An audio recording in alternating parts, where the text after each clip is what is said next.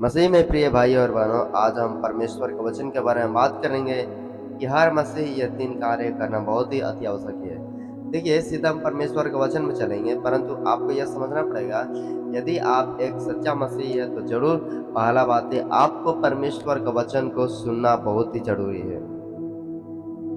और परमेश्वर का वचन सुने तो कैसे सुने? क्योंकि देखिए, वचन में लिखा है कि सुनना तो मसीह के वचन से है, परंतु विश्वास परमेश्वर का वचन सुनने से आता है।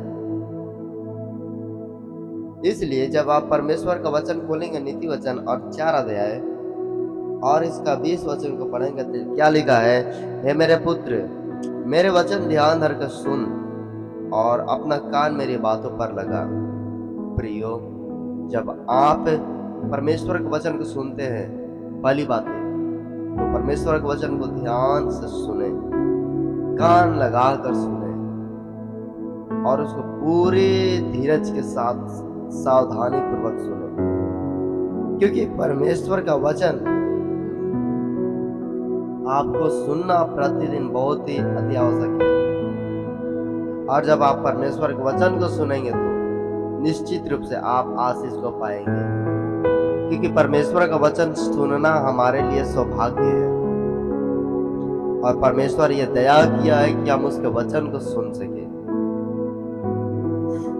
प्रियो, इसलिए परमेश्वर के वचन में लिखा है कि तू इनको अपनी आंखों की ओट न होने दे, वरन अपने मन में धारण कर, क्योंकि जिनको वे प्राप्त करते हैं वे उनके जीवन रहने का और उनके सारे शरीर के चंगे रहने के कारण से होता है।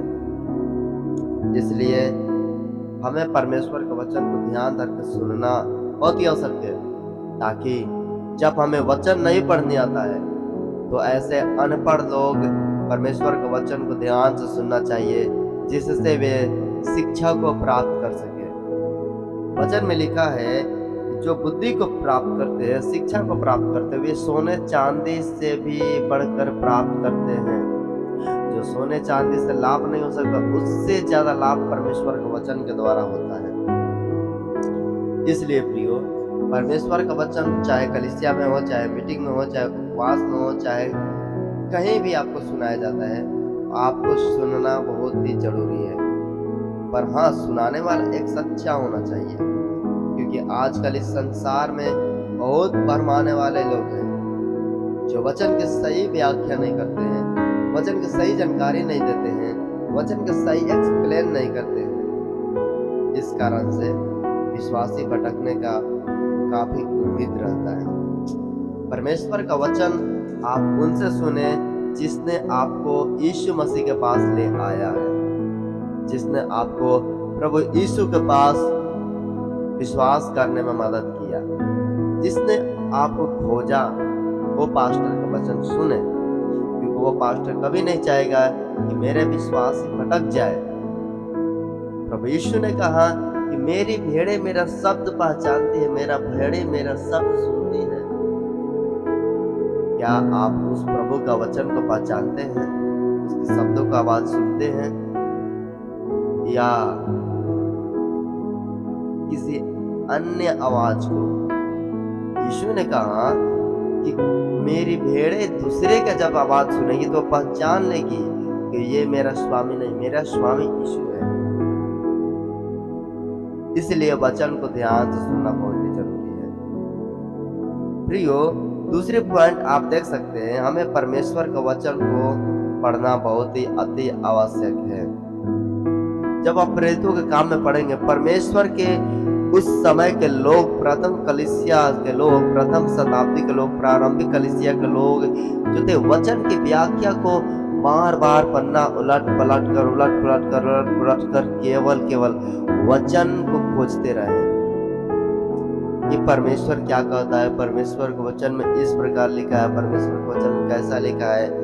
और हमें परमेश्वर के वचन को प्रतिदिन उसको अपने हाथों में रखकर, परमेश्वर के वचन को अपनी आवाजों को खोलकर पढ़ने की जरूरत है। परमेश्वर के वचन को हम पढ़ें, परमेश्वर के वचन को गला खोल कर पढ़ें, आवाज देकर पढ़ें, परमेश्वर इससे प्रसन्न होता है। जब हम परमेश्वर के वचन को आदर पूर्वक पढ़ते हैं, परमेश्वर हम पर आप पर दया करता है। वचन में लिखा है कि जो वचन को पढ़ता है वो धन्य है, क्योंकि वो भविष्यवाणी की पुस्तक पढ़ता है, वो अपने भविष्य के आशीष के कारण ठहरता है। जब हम परमेश्वर के वचन को पढ़ते हैं, परमेश्वर हमारे लिए सीधा मार्ग निकालता है। वचन में लिखा है, जो व्यक्ति दिन और रात परमेश्वर के वचन पर आंख लगाता है, उसका कार्य सफल होता है। भजन संहिता 1 अध्याय और दूसरा वचन में देख सकते हैं, परंतु वह तो यहोवा की व्यवस्था से प्रसन्न रहता है और उस पर दिन रात ध्यान करता रहता है। यानी रीडिंग करता है, स्टडी करता है परमेश्वर के वचन को दिन और रात। परमेश्वर के वचन को यदि बाइबल को समझना है तो तीसरी बातें आपको यह करना पड़ेगा कि परमेश्वर के वचन में मन लगाना पड़ेगा, उसको अर्थ लगाना पड़ेगा, समय देना पड़ेगा और समझना पड़ेगा और उसके अनुसार पालन करना पड़ेगा। प्रियो, जो नहीं पढ़ पाते हैं वे केवल परमेश्वर के वचन को सुन सकते हैं। जो पढ़ पाते हैं उनको आवश्यक रूप से परमेश्वर के वचन को पढ़ना चाहिए। और तीसरी बात है, जो समझ नहीं पाते हैं, जो वचन सुनते हैं, वचन पढ़ते हैं, पर वे समझ रखना चाहिए, क्योंकि यह समझ पवित्र आत्मा की ओर से मिलता है।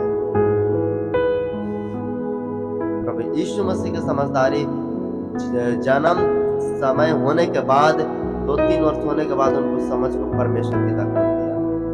हमारी और आपकी आंखें परमेश्वर पवित्र आत्मा खोलता है ताकि हम परमेश्वर के वचन को अच्छी तरह से गहरे रूप से अध्ययन करें, मनन करें। प्रियो, परमेश्वर के वचन को समझना बहुत ही अति आवश्यक है, परंतु यह समझाने वाला कोई और नहीं, केवल पवित्र आत्मा हो सकता है। जो प्रभु यीशु ने कहा यूहन्ना 14 अध्याय में, वो पवित्र आत्मा तुम्हें आएगा और सब कुछ समझाएगा। वो पवित्र शास्त्र की बातें तुम्हें समझाएगा। प्रियो, पवित्र शास्त्र में आपका जीवन है और वह जीवन यीशु मसीह की ओर से आता है। इसलिए प्रतिदिन वचन को सुने, वचन को पढ़े और वचन को समझे, उसके अनुसार पालन करें। फिलहाल इस वीडियो में इतना ही, मिलेंगे अगले वीडियो में। तब तक ले जय मसीह।